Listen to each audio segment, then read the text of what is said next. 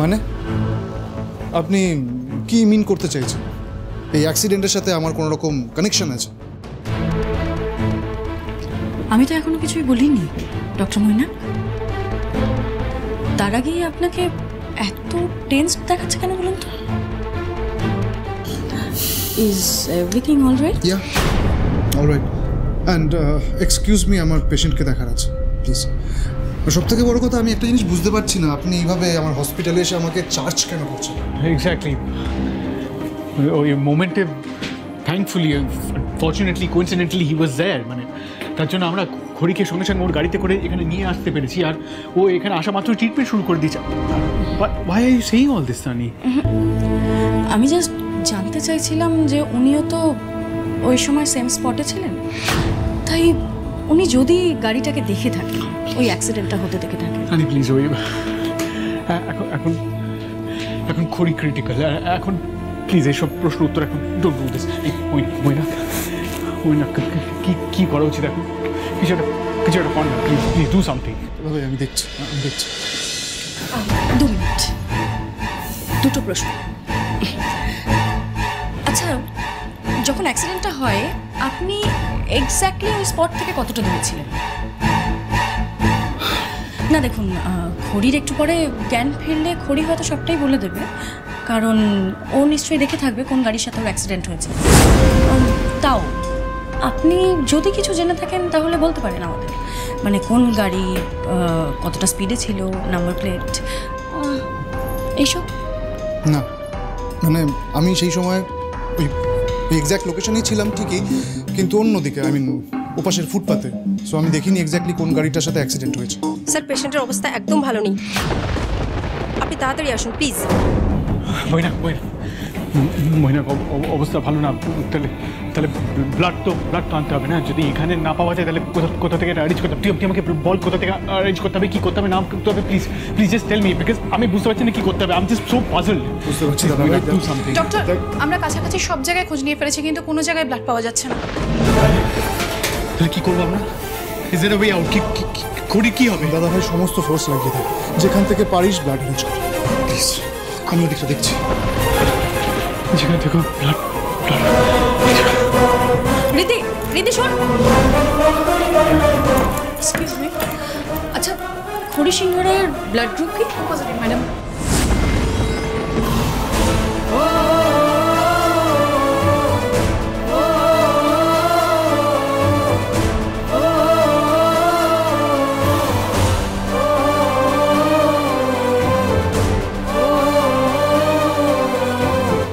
দাদা, ও দাদা, বলছি এখানে একটা ব্লাড ব্যাংক আছে না এই রাস্তার উপর কোথাও? এখানে তো ব্লাড ব্যাংক বন্ধ আছে আজ, আপনি অন্য কোথাও খোঁজ করুন।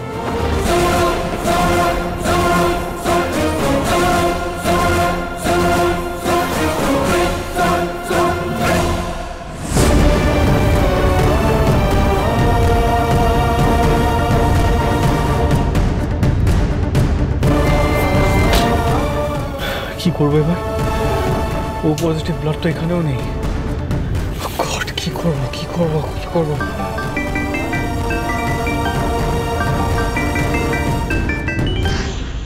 স্যার, আপনি চলে আসুন, ব্লাডের ব্যবস্থা হয়ে গেছে। হয়ে গেছে?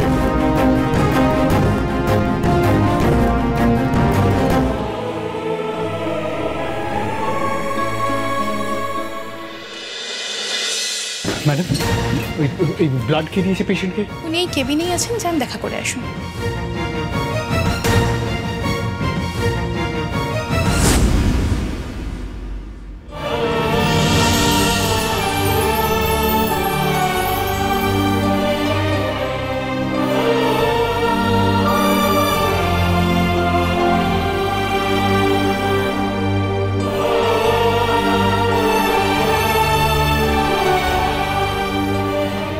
দাদা ভাই, তানির ব্লাড গ্রুপ ম্যাচ করেছে, ও পজিটিভ। আর তাই খড়ি বৌদির কন্ডিশন এখন অনেকটাই stable.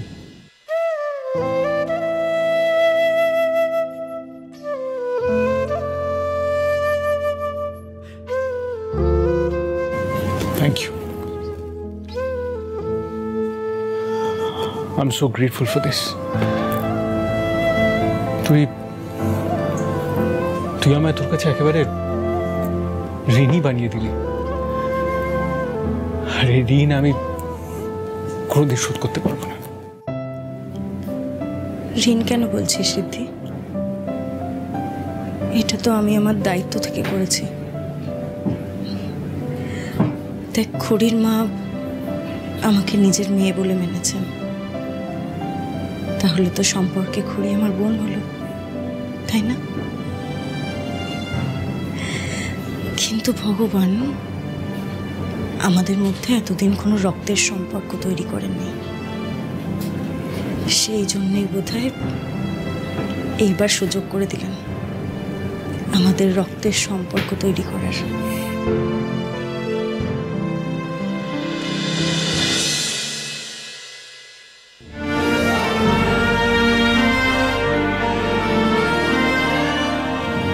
Thank you for this.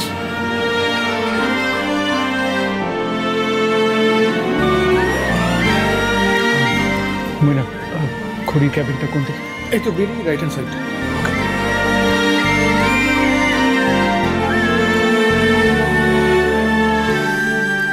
Excuse me.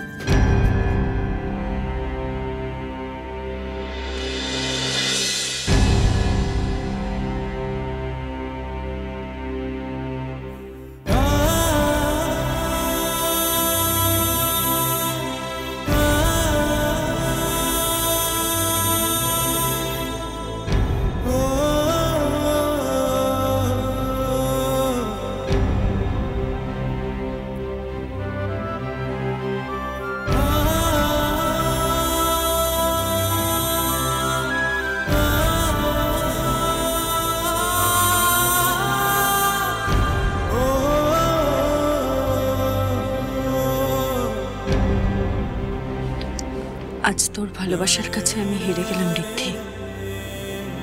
এইভাবে নিজেকে পুরোপুরি সারেন্ডার করে মন প্রাণ দিয়ে কাউকে ভালোবাসার ক্ষমতা আমার বোধহয় নেই।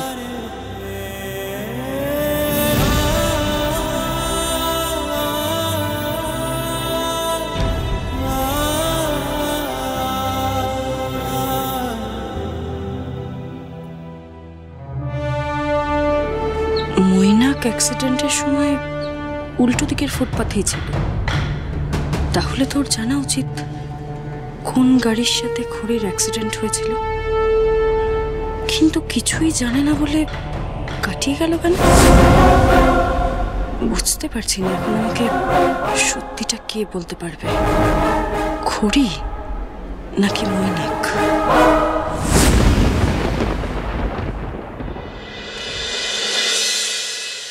পরপর অনুষ্ঠান আসছে, হ্যাঁ পরপর অনুষ্ঠান আসছে। প্রথমে হোলি, তারপর এই বাড়ির ছোট ছেলের বিয়ে। চারদিকটা না আলোয় আলো করে দিতে হবে, আলোয় আলো। হ্যাঁ ভালো করে নোট করছো তো? হ্যাঁ কাল সকালের মধ্যে যেন সাজানো কমপ্লিট হয়ে যায়, ঠিক আছে? মনে থাকবে। হ্যাঁ ফিরে আসবো একটা ছোট্ট ব্রেকের পর আবার একটা অনুষ্ঠান নিয়ে। আপাতত বিদায়। ওই যে গেট ওদিকে। হ্যাঁ এই তো এই তো হ্যাঁ সব আয়োজন ঠিকঠাক চলছে তো? হ্যাঁ ঠিক আছে। আমি না ভাবছিলাম যে টাবের ব্যবস্থা করা যায়। হ্যাঁ তাহলে ওই ভালো করে আমরা ওখান থেকে জলটা নিয়ে হোলিটা খেলতে পারবো। না না না, অনেক জল ওয়েস্ট হবে, ছেড়ে দিই সব।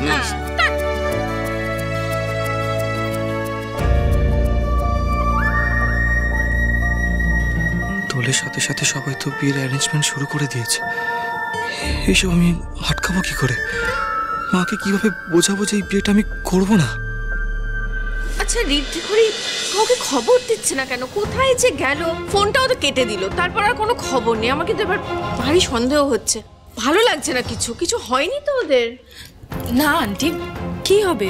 কিচ্ছু হয়নি ওদের। তুমি শুধু শুধুই এত টেনশন করছো। আমি বললাম না ঋদ্ধির সাথে আমার কথা হয়েছে, আসলে ওরা দুজন ঘুরতে চলে গেছে। এত দুশ্চিন্তা করার কি আছে বড় বৌমা? দেখো ওরা একটু বেড়াতে গেছে, নিজেদের মতো ঘুরতে গেছে, আমি তো বলবো ভালোই করেছে ওরা। আরে আপনি বা এটা কি করে বলছেন বলুন তো? দুশ্চিন্তা হবে না আমার? তুমিও তো ছোট বৌমার মতো আরম্ভ করলে। এত অস্থির হচ্ছ কেন? দেখো এতদিন বাদে দুজনে এক হয়েছে, একটু নিজেদের মতো সময় কাটাক না। এত খোঁজ নেবারই বা কি আছে, আর এত দুশ্চিন্তা করারই বা কি আছে? বাবা, আমিও না অনেক চিন্তা করে দেখলাম যে আমি আর দুশ্চিন্তা করব না। হ্যাঁ মানে এটা তো ঠিকই, মানে ওই বেখম যেমনই হোক না কেন, কুনাল তো আমার ছেলে। তো একবার একবার বিয়ে করে বাড়িতে আসুক, তারপরে এবারে যেরকম নিয়ম শিক্ষা সংস্কার সবটা আমি ওকে শিখিয়ে দেবো। এই তো একদম যোগ্য শাশুড়ির মতো কথা। হ্যাঁ, আর এই দোলেই আমি ওকে সব বুঝিয়ে দেবো। দেখো, তবে বাড়িতে এরকম একটা উৎসবের আয়োজন হচ্ছে, দোল হবে, তাতে বাড়ির বড় বৌমা থাকবে না, কেমন যেন একটা লাগছে না? সব অনুষ্ঠানে তো খড়ি থাকতো, তাই না? এক্স্যাক্টলি সেটাই তো আমি তখন থেকে বলার চেষ্টা করছি আপনাদেরকে, যে খড়ি তো এরকম মেয়ে নয়, ও এতটা ইরেসপন্সিবল নয়। দুম করে কোথাও ও চলে যাবে হঠাৎ দিদির সঙ্গে বেড়াতে, এটা আমি মেনে নিতে পারছি না। সেই জন্য তো বলছি আমার সন্দেহ হচ্ছে। কি করেছে তোমাদের সত্যিটা বলবো আন্টি, ওদিকে তো খড়ির এখনো জ্ঞানই ফেরেনি।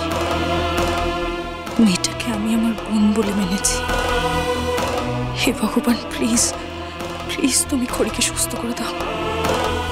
ও যেন উৎসবের দিনটা বাড়ির সকলের সাথে খুব আনন্দ করে কাটাতে পারে।